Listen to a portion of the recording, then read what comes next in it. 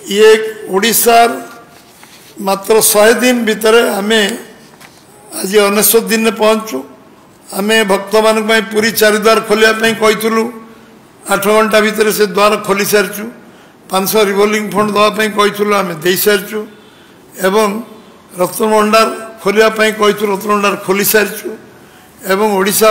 अस्मिता 200 कोटी टंकार budget provision हो सारी कर्पस फंड हो सारी निर्माण श्रमिक दुर्घटना 4 लाख रु 6 लाख होती स्वाभाविक मृत्यु 2 लाख रु 3 लाख वृद्धि कराई 80 वर्ष वयस्क 80% दिव्यांग मासिक 3500 टंका पेंशन पाइबार संकल्प उल्लेख करें बजेट प्रोविजन कर सारी आज 25 लाख प्रधानमंत्री काली मोदी जन्मदिन 25 लाख भौणी को 12,500 कोटी टंका काली सुभद्रा योजना रे टंका बैंक जरिए ट्रांसफर करछंती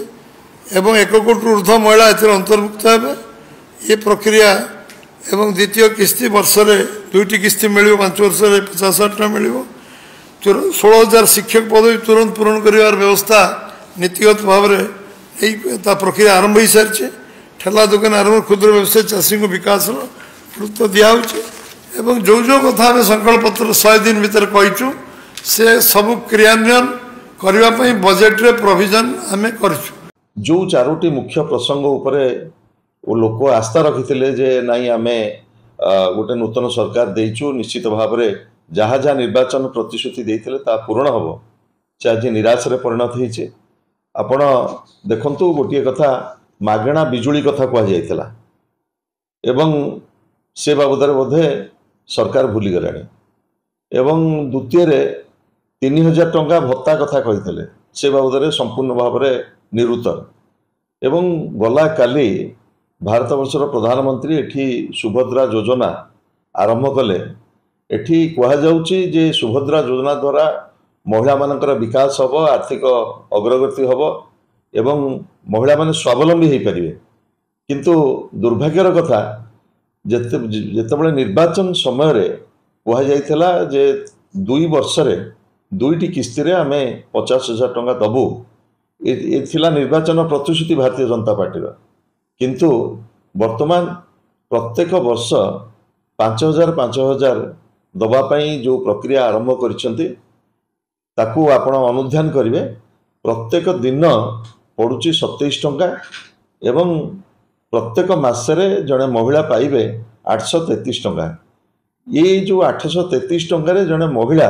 गोटे मसरे किभली भाव में स्वावलंबी हो पारे आपण को ये मुझे कही रखा चाहे जितेबाला नवीन पट्टनायक ओडिशार मुख्यमंत्री थिले महिला सशक्तिकरण एक जुगान्तकारी कार्यक्रम हिसाब से गोटे फ्लैगशिप प्रोग्राम हिसाब से सरकार कार्य करुला जो थे 8 लाख महिला को स्वावलंबी कर प्राय 10 लाख पर्यंत बिना सुधरे महिला मानू दि जाऊला ऋण जो थे अर्थनैतिक स्वावलंबी हो पारे व्यवसाय करें ये सब महिला मानू केवल प्रतारित कर सुभद्रा योजना माध्यम एवं मुझे कही रखा चाहे वर्तमान ये गोटे मस को आपण अनुध्यान करेंगे आईन श्रृंखला कोभली भाव में चरम अवस्था आसी पहुंची ओडिशा को मिली कौन से प्रश्न आम आज भी प्रधानमंत्री को पचार प्रथम कथा सुभद्रा योजना आमर मूल प्रश्न जहाँकि मोहन सरकार मोदानी सरकार आम जहाँ कहूँ वर्तमान मोहन सरकार निजे एडमिट कर राज्यवासी सामने जे 1 कोटी हिताधिकारी सामिल हेबे महिला राज्य रे 2,25,00,000 रु ऊर्ध्व महिला रुहंती जदि 1 कोटी महिला ये योजना रे अंतर्भुक्त हेबे ताले यह 50% रु कम तेणु तांको असल चित्र से निजे बखाणी छंती। द्वितीय कथा आम जहाँ पचारि जे 833 टंकार मासकू जड़े महिला उद्योगी केमिति हब कौन पाई ये योजना लागू होती उद्देश्य जदि वुमेन एम्पावरमेंट महिला सशक्तिकरण 833 टंकार मासकू महिला किभली उद्योगी हम से मॉडेलटा प्रधानमंत्री आमको बुझातु कि भारतीय जनता पार्टी नेता माने बुझातु कारण जो भली भाव में दरदाम वृद्धि होती वर्तमान आलू 40 टंका पियाज 70 टंका काली प्रधानमंत्री आसिला बेलू खाइबा तेल दर 20 टंका बढ़ीगला गैस 400 रु 1100 पर्यंत पहुंचला से सरकार समय महिला को वर्ष को 10,000 टंका दे मासु को 833 टंका दे को वुमेन एम्पावरमेंट महिला सशक्तिकरण से करेंगे से मॉडलटा कौन से बुझाते तेणु ये है सुभद्रा योजना। द्वितीय कथा आवास योजना कथा प्रधानमंत्री आवास योजनार शुभारंभ कले गत काली गाड़कण ठारे भुवनेश्वर आम राज्य रे ओडिशा रे 34 लाख पक्का घर आवश्यकता रही 34 लाख पक्का घर आवश्यकता थिला बेले वर्तमान पर्यंत 16,75,000 पक्का घर आम राज्य को मिली जहाँकि 50% रु कम जो प्रधानमंत्री कही कि 2022 सुधा भारत वर्ष रे समस्त को पक्का घर मिलिबो समस्त मुंड उपरे पक्का घर थिबो से प्रधानमंत्री काली जेतबेले आसी ओडिशा रे कहउचंती शुभारंभ करूचंती कार्यक्रम सेतबेले मध्य ओडिशा रे 50% लोकों को पक्का घर मिलिनी आज आमे 24 मसिया सेप्टेम्बर मासरे प्रश्न कहूछु प्रधानमंत्री जो प्रधानमंत्री 22 रे समस्त को पक्का घर देबेली कहिथिले। तृतीय कथा बेकारी युवक मानक पई प्रधानमंत्री पुणी रंगीन स्वप्न बांटी आम राज्य जो प्रधानमंत्री 2014 को आपण मना पकांदु 10 वर्ष तले जेतले नरेंद्र मोदी आसीथिले रंगीन स्वप्न भारत वर्षर युवकों को देखाइले प्रति वर्ष 2 कोटी नियुक्ति सृष्टि करी रोजगार दिया जीव 2 कोटी युवकों कौन तार चित्र